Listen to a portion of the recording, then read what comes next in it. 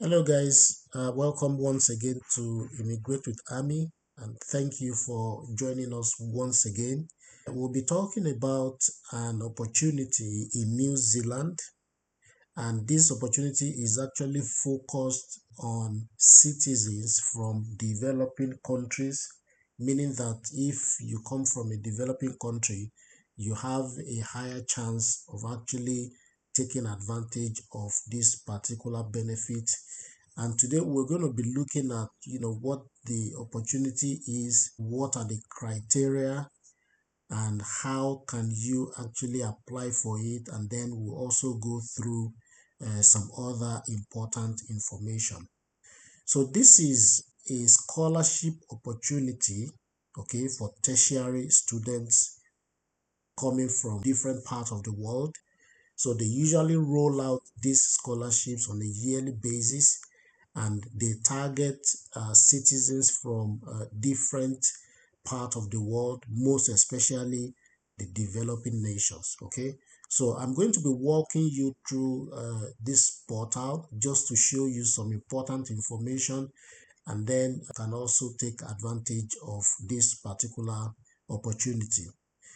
So this is the home page, okay, where you can see like a summary of some of the information. You can also check the different aspect of the scholarship on this home page. So as you can see here, you can check, the eligible countries, the eligibility criteria, research study subject, the available courses, how to apply, how they select, the successful candidates, the preferred candidates, and then some information on how to get yourself ready in order to start this application. Okay, so I think a good place for us to start from is for you first to find out if your country is on the list of the eligible countries. Okay, so from this particular, if you click on the home page, all right, if you go to the home page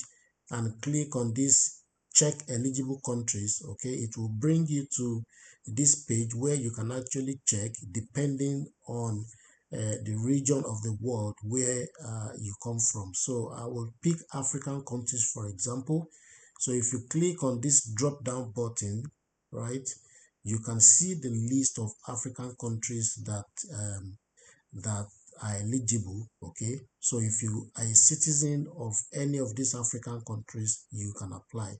If you come from different parts of the world, maybe the Caribbean countries, Latin America, Commonwealth countries, Asian countries, Pacific countries, if you click on the drop down button beside your region, you will see the list of countries, and then you can determine if your country is among the list of eligible countries. Okay, so once you have checked that and your country is on that list, you also need to check if you have the profile, right, that they are looking for. So you need to check if you as a person is also eligible to apply for this Manaki New Zealand scholarship. Okay, so they have like an online eligibility test which you would need. So it's just a series of questions you need to answer, and then through these answers they will be able to determine if you are eligible as a person. Okay, so such questions that you're going to be answering more like, for example, in which country you hold citizenship, how long you have been living in your home country, the work experience you have, and and other stuffs like that. So you need to go through this eligibility test before you can move ahead in your application. You would also answer questions based on age and some other critical factors. Okay, so after you have determined that you are eligible, the next thing that you also need to find out is that in what research or in what subject areas can you apply for. So it's not like they accept just any type of subject or research area, because this is a program that is actually focused on development. So they have highlighted some research areas depending on the country or the region where you come from. Okay, so you can also see this information on their website right here in this page. Okay, so imagine that I'm from Africa and then I want to check which research areas, right, can I engage in order to apply for this scholarship. If I click on Africa here, so let's see what happens when we click on the region where we come from. Okay, and the name of the organization that is offering this scholarship in New Zealand is called Manaki New Zealand Scholarships. So you can see these areas of research. So climate change and resilience, and under that you have food security like as a sub area, and under that food security and agriculture you have quite a number of research areas: agribusiness, farm management, agri-commerce, agricultural technology, dairy, agriculture or horticulture management, rural development, supply chain management. They also have some research themes in renewable energy and then good governance. So if you are from Africa, these are research areas that you can engage in if you want to apply for this scholarship. So it's also important for you to find out the research areas that is related with the region where you come from. Okay, now for you to also apply for this scholarship, you can't just pick any university or research center in New Zealand. They have a list of approved universities and research centers where you can actually apply to if you want to take advantage of this scholarship. Okay, and you can also find that information right on this website. Okay, on the fourth point, which is research which courses to study. So that's the fourth thing that you need to do. And from this page you can see, okay, that they have 11 approved educational institutions, okay, where you can actually apply to if you want to apply for this scholarship. So they have 8 universities and 3 institutes of technology, and you can see the list here, okay, of the universities. And then if you go below, you will see the list of the 3 research institute as well. So it will be good when you pick a university at, depending on the course that you want to apply to, or this link here also will take you directly to the website of the school, and you can review the programs that they offer and then the level of study that they offer as well, if they have something in your area of expertise or in your proposed research area. So the next thing is for you to have an understanding of what this scholarship board is looking for in an applicant. Okay, it's very important before you go ahead to submit your application. You need to understand the process that they go through in selecting scholars. All right, so don't forget also that this process can take between 6 to 10 months. So it's a very, very comprehensive and exhaustive process. So it's something that takes time, and you just have to go through the process if you are eligible and if you are interested in it. Okay, so we can take a quick look at the scholarship selection process.